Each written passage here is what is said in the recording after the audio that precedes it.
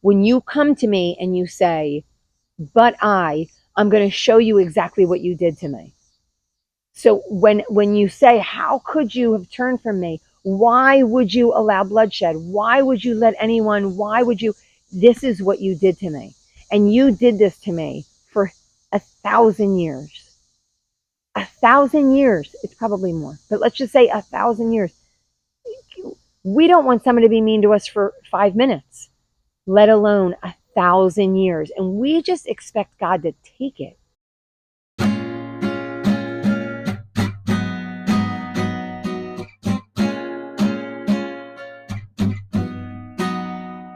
Hey, and welcome to Bible 365.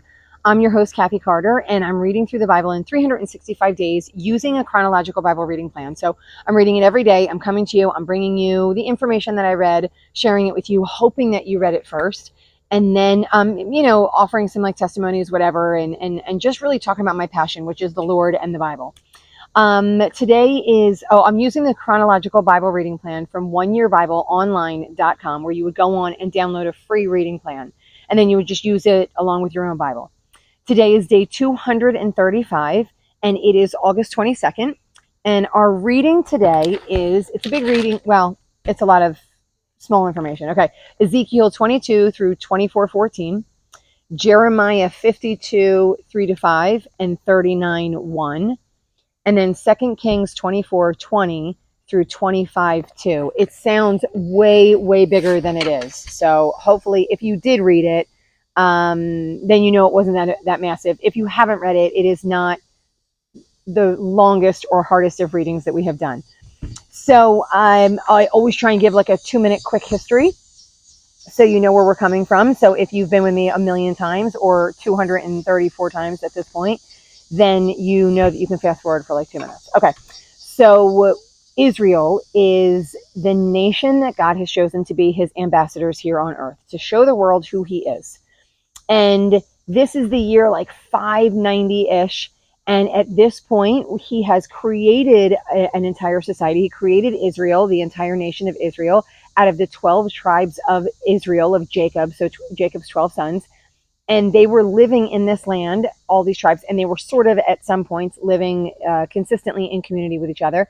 And then they started going off and kind of worshiping other people, and other lands have come in and taken over. So Assyria came in and they took over the entire nation of Israel, which was the northern kingdom. And then the southern kingdom was Judah, which consisted of Judah, Benjamin, the Levites, as well as some of Manasseh and some of Ephraim. So a little bit of those two nations. And they were living pretty comfortably for a while, but then Babylonia came in, and Babylon took pieces and parts of Judah, because Judah was like this whole southern kingdom. And so it took like a big chunk and took them over into the nation of Babylon. They're called the exiles of Judah into Babylon, right? So they took some exiles, and then they left some, and it just mostly, it seems like in the nation of Jerusalem. So they mostly keep calling out Jerusalem. And so that is where we are now. Jerusalem, we'll see what happens at the end of today, but Jerusalem is still hanging tight. They seem to have some kind of deal with Nebuchadnezzar. It seems like Nebuchadnezzar was like, okay, I'm going to take some of your people and I'm going to let some of your people live there, as long as you do whatever. Because yesterday there was like this fork in the road, and in the fork in the road, he picked to kind of tear down Jerusalem. And Jerusalem was like, what? We had a deal with each other. So they have some kind of deal together. But God is furious with the nation of Judah, with the entire nation of Israel, but the northern kingdom has already been punished. But he's definitely upset with the entire nation. They are not doing, and you're going to see today, they're not doing their job, which is to follow the Lord. They're following other gods. So Ezekiel is a prophet of the Lord, and God consistently speaks to Ezekiel over and over and over and over and over again. Now, at this point, it's been, I want to say 4 years, because I think he started in the 5th year, and this is now the 9th year. And he just keeps giving Ezekiel all these prophecies. And he calls Ezekiel the Son of Man, which for me, again, I believe it's some kind of title, which maybe means that he's in charge of men, or he is the son that the Lord is talking to, right? Like he's sort of like the Lord's son, appointed head of man. I'm holding that really loosely, but this is the first time that we hear him use that expression, and he's using it constantly. Like every single time he's calling out to Ezekiel, he's calling him son of man. He's never calling him by his name. He's always calling him by, I guess, what he believes he is, right? Son of man. So today we start in Ezekiel 22. Yesterday we left off in Ezekiel 22. And again, we're finding these just consistent stories where God is like, you turned from me, you prostituted yourself, and now I'm going to destroy you. You turned from me, right? And he just shows it in all these different images. And what I believe he's doing, because this is years, right? Like, again, Ezekiel has been here for 4 years. And what it feels like he's doing is like, they've been exiled, they've been taken over, right? Like, I'm giving you a chance. The princes keep showing that they're evil. Zedekiah is now the prince, is the king of Judah, but God keeps calling him a prince. He's the prince on the throne. Like, I am giving you a chance to turn to me. You are the leader, turn to me, right? And he's even talking about how bad the priests are and the prophets are. And he keeps telling them, like, stop prophesying lies, repent, turn to me. And they're just not doing it. So here is an image that is prophesied and given to Ezekiel from the Lord. So in verse 17, it says, the word of the Lord came to me, son of man. The people of Israel have become dross to me. So dross is another word for like waste. So when you burn and melt anything, like melting silver or bronze or whatever, there's these like leftovers. And so it's the waste. It's nothing. It's whatever burned off of the good stuff that you use, right? So it's like something that you can't use for anything. It's no good. It's waste. You throw it away, right? Or you keep it in the bottom of the pit. Like you don't use it for anything. It doesn't really have a use. So he says, the people have become like that to me. Like they're just the burned off edges. Like they're nothing that they're no good to me anymore. They're not silver. They're not gold. They're not bronze. They're just like that little bit of burned off edge. They're worthless. They're waste. The thing inside the furnace. And it says, they are but the dross of silver. That's what he considers Israel. Therefore, this is what the sovereign Lord says, because you have become that, I'm going to gather you into Jerusalem. So I'm going to gather all those people into Jerusalem, into that town. And as you would put like silver or gold or whatever in there. And it says, I'm going to put you inside the city and I'm going to melt you. As silver is melted in a furnace, so you will be melted inside Jerusalem. I feel like it's pretty evident, right? Like I'm going to put you in here and I'm going to melt you in you're left nothing. Like there's nothing left of you. It would definitely be a punishment. Then we see in 22:23, it says, again, the word of the Lord came to me. Son of man, say to the land, you're a land that has not been cleaned or rained on. So he has these different people and he says what they are doing. So he's saying how awful it is there. And so he's saying the princes, so the leaders of there, like the actual leaders, right? I'm going to say king, but he calls them princes. The princes devour the people and take treasures. The priests, all these people who are supposed to be in charge and doing what's right, the priests do violence and profane the holy. They do a lot more, but that. The officials shed blood for unjust gain. The prophets whitewash with false visions. And the people extort, rob, oppress the poor and needy, mistreat the foreigners. And so God is going to consume them. Again, he's just laying it out on the line. All of your people are doing awful things, even though they say that they are mine. They're not behaving like they are, and they do awful things. So it says, I looked for someone among them. This is in verse 30. I looked for someone among them who would build up the wall and stand before me in the gap on behalf of the land so I wouldn't have to destroy it. So I just wanted someone to come and be the gap in between. Remember that the priests used to be the gap in between the people and the Lord. And the priests used to do all of those cleaning rituals, right? And it wasn't just a ritual just to be clean on the outside. This was all about cleaning themselves up before they came to the Lord, before they offered the sacrifice of the people to the Lord, right? They were this gap in between the people and the Lord. And he's like, I am looking for that. And I don't see it anywhere. It says, but I found no one. So I will pour out my wrath on them and consume them with my fiery anger, bringing down on their own heads what they have done, declares the Lord. So I'm going to add a little footnote.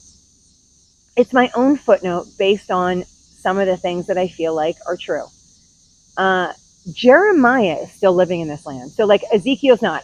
Ezekiel is living over in Babylon, right? But Jeremiah is still living here. I don't think he's been taken away yet. And so he's still living in Jerusalem. And so when God says, I found no one, like in some ways I'm like, but Jeremiah is there. Like you asked Jeremiah to be your prophet. Jeremiah is there. And then my second thought is, I think to myself, well, I guess one isn't enough, right? And so, and maybe that's true. Maybe one just isn't enough, right? Maybe it's because the Lord called him out as a prophet. I'm not too sure.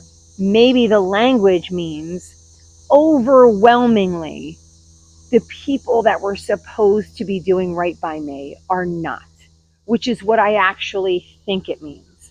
I don't think it means literally no one.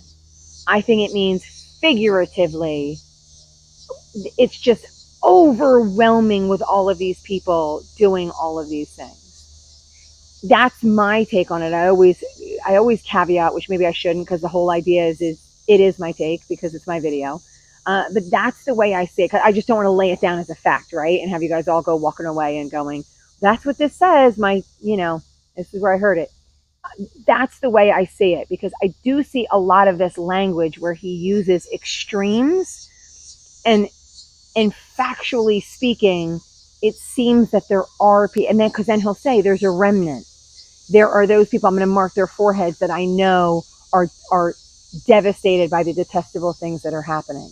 So there are people, but overwhelmingly, right? And the leaders of these people, right? The people who are supposed to be guiding them towards the Lord are actually guiding them away from the Lord. And so it looks as if, it feels as if, it seems as if there is no one, because the people who should be are not. And the people who are teeny tiny, right? They're not the largest voices in the crowd. So he says, I'm going to pour out my wrath on them and I'm going to consume them. So needless to say, he's going to do that. Now, we're going to go down into Ezekiel 23. This is kind of like a whole new vision, but it's playing on these same stories. So this is a repeat of our history, right? And this, for me, is very, very graphic. So the visuals he gives are very graphic, to the point where I'm not even going to say some of them, because I think I don't want to be cut out of YouTube by using some of this language. But so the word of the Lord came to me, and he says, Son of man, there's two women. So this is a parable, and the two women are the nations of Samaria, so the nation of Israel upstairs of the nation of the entire nation of Israel, and downstairs Judah, Jerusalem. So sister one is Samaria, #Israel. Nation two is Jerusalem, #Judah, right? So we have that picture, and we know who these sisters are supposed to be. They became prostitutes in Egypt. They are Israelites. They became prostitutes in Egypt. They were engaging in prostitution ever since they were young, right? He said they were mine and gave birth to sons and daughters. Their names are Aholah and Aholiba. Probably pronounced wrong, but whatever. And it says, so Aholah, which is Samaria, right? She engaged in prostitution while she was still the Lord's. So she's been doing that like this forever. Like she's been in prostitution forever. She lusted after Assyrians. And so she was kind of calling to them. She looked at them. They were handsome. They were gorgeous. They were like all of these wonderful things. And so she's like, oh, come to me. I want you. She began this in Egypt. She didn't give up the prostitution. She began in Egypt when, during her youth, people were with her. Therefore, he delivers her into the hands of the Assyrians. So he says, you want to turn to her? You want to turn to him, to Assyria? Fine, you can have Assyria, right? So it says, they didn't do well with her. They stripped her naked, took away her sons and daughters, killed her, right? They treated her wretchedly. She became a byword to women, and punishment was inflicted on her. But her sister saw this. So her sister, Judah, Jerusalem, saw everything that happened to her sister. Her sister was engaged in the same practices that she is, and her sister got punished for it severely. Once she fished her wish, once she got what she wanted, which was the Assyrians, they took advantage of her and they treated her horrible. And she watched.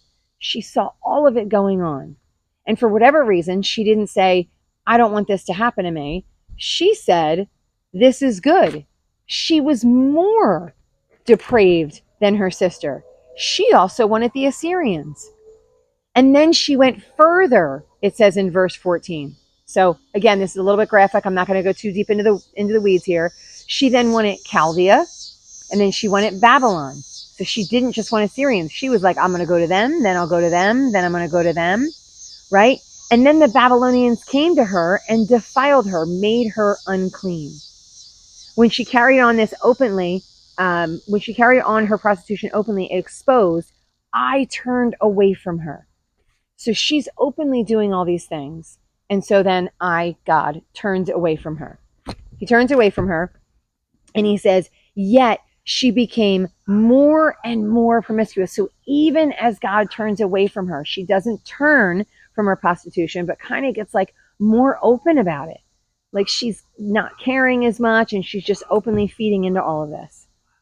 So it says, so you longed for the lewdness of your youth when in Egypt you got what you wanted.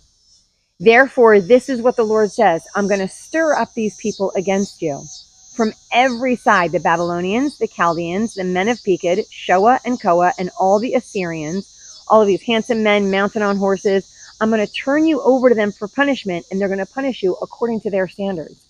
So like, I'm not going to step in anymore. I'm not going to protect you. I'm just going to give them over to you, and I'm going to let them do. You want them, and so I'm going to let them do to you whatever it is that they desire to do to you.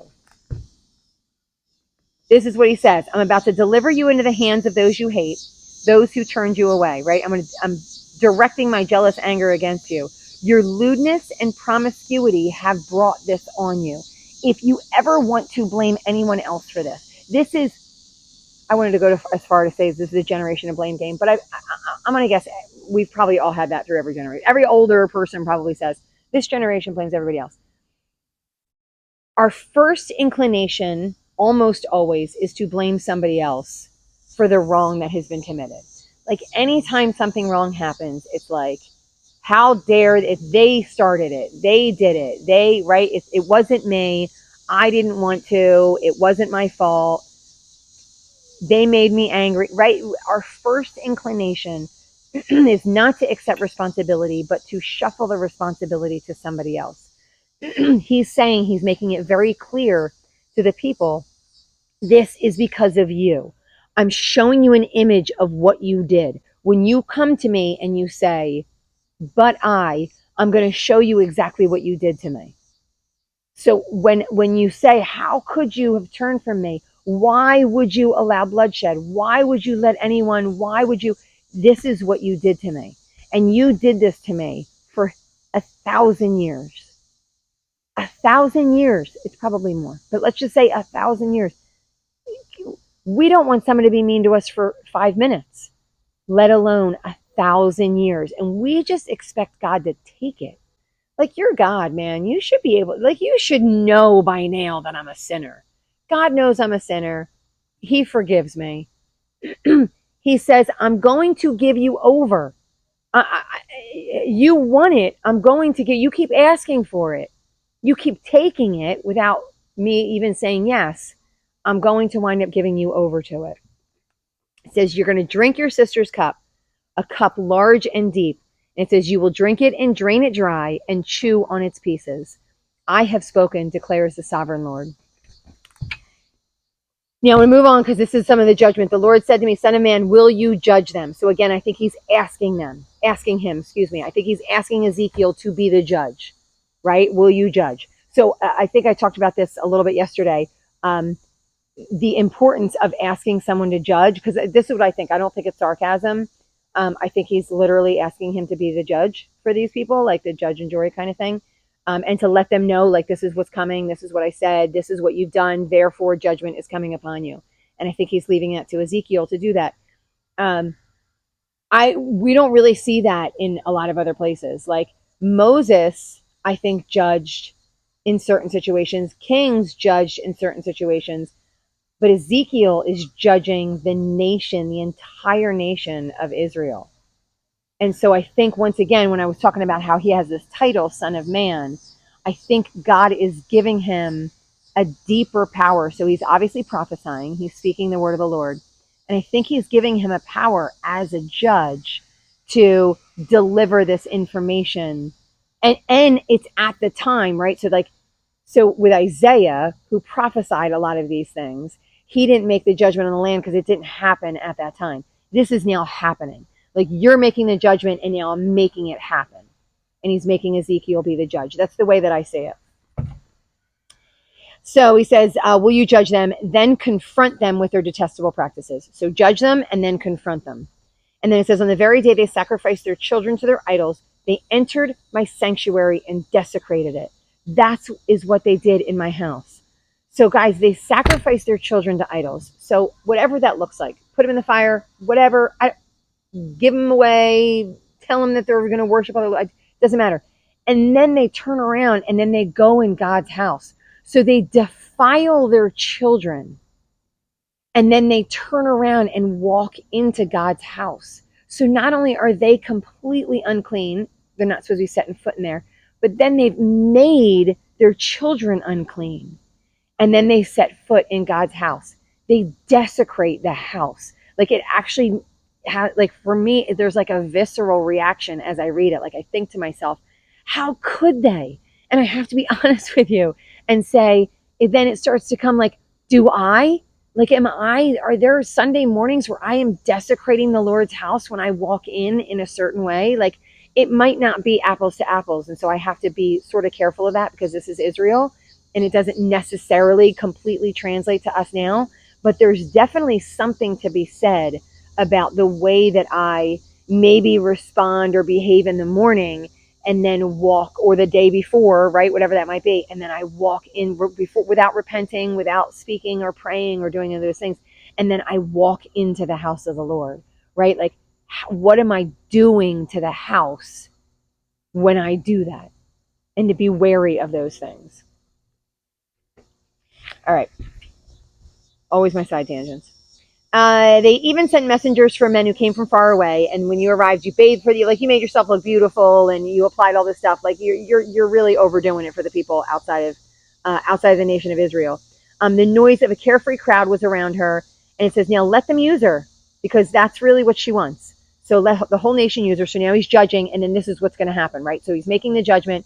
He is pronouncing it to them. He's confronting them with it. And then it's going to happen. And we're going to see in this couple of seconds, like, what literally happens. And then he says, because they are adulterous and blood is on their hands. This is what the sovereign Lord says: bring a mob against them and give them over to terror. The mob's going to stone them and cut them down with their swords, kill their sons and daughters. So I'm going to put an end to lewdness in the land. He's putting an end to their prostitution. Like, he's done putting an end to it. Then you will know that I'm the Lord. So now here, as we see historically what happens. Zedekiah rebels against Babylon. This is in the 9th year. In the 9th year of his reign, so Zedekiah, remember, so when Babylon came in, they actually Nebuchadnezzar put Zedekiah on the throne. So Zedekiah has been king as long as Babylon has taken some of Israel. So 9th year of exiles, 9th year of Zedekiah's reign, right? So we know it's like the 9th year of them working kind of in unison. So in the 9th year, on the 10th day of the 10th month, Nebuchadnezzar, king of Babylon, marched against Jerusalem, and then the city was under siege. So he set up a siege all around the nation of Jerusalem, right? And so for 2 years, they were under siege. So he says, mark this down, right? Mark this date, because the king of Babylon has laid siege to Jerusalem this very day. Tell this rebellious people a parable. So he's used this, and this is right near the end. He's used this parable a couple of times. I don't want to say I'm like struggling with it super, but it's definitely an interesting parable. Not one that we hear. So most people must not love this parable. So it says, so this is the parable telling these rebellious people: put on the cooking pot, pour in your water, put in the meat, the bones, all the good stuff, the tenderest of yummy, all these things, and then set a fire underneath of it, right? Like, bring it to a boil and then cook everything in it. That seems like what someone would do. And then he says, because, so now he's relating this whole idea of cooking with the nation of Jerusalem that's left. Woe to you guys. So woe to the city of bloodshed. Woe to Jerusalem. To the pot that is now encrusted. So Jerusalem is now the pot, but it's like dirty and caked on stuff. Like you cooked it and boiled it and burned everything in it. And so you can't get all the stuff out, right? Like it's in some ways unusable. The deposit will not go away, for the blood she shed is in her midst. Therefore, this is what the sovereign Lord says. Woe to this city. I too am going to pile the wood high. So now he's going to burn all of this up. It says, then set the empty pot on the coals so that its impurities can be melted away and its deposits burned away. Its heavy deposit has not been removed, not even by fire. So like you're seeing this great, good cooking pot, right? But I'm telling you, your pot is gross and nothing I do can get any of those impurities out of there. Now your impurity is lewdness. He's talking to Jerusalem. Because I tried to cleanse you, but you would not be cleansed from your impurity, which means it doesn't mean he couldn't do it. He was unable to do it. It means you wouldn't let him do it. You wanted to soak in that. That was the choice that you made, this nation of Judah, right, of Jerusalem. He says, you will not be clean again until my wrath against you has subsided. So because you want to stay impure, because you do not want to have a clean pot, I'm going to just keep burning you until my wrath has subsided. I, the Lord, have spoken. The time has come for me to act. You will be judged according to your conduct and your actions, declares the Lord. That's how we end today. So we're ending today where that's it. Jerusalem is now being held under siege. This disaster is coming to them, right? Anything and everything that they did not want because of what they did. And now he's like, I am willingly giving you to them. Babylon can have you. Babylon's going to do what they want to you until my wrath subsides.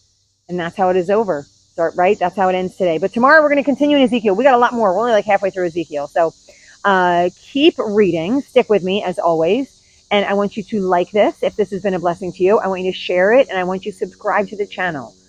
I will see you guys next time.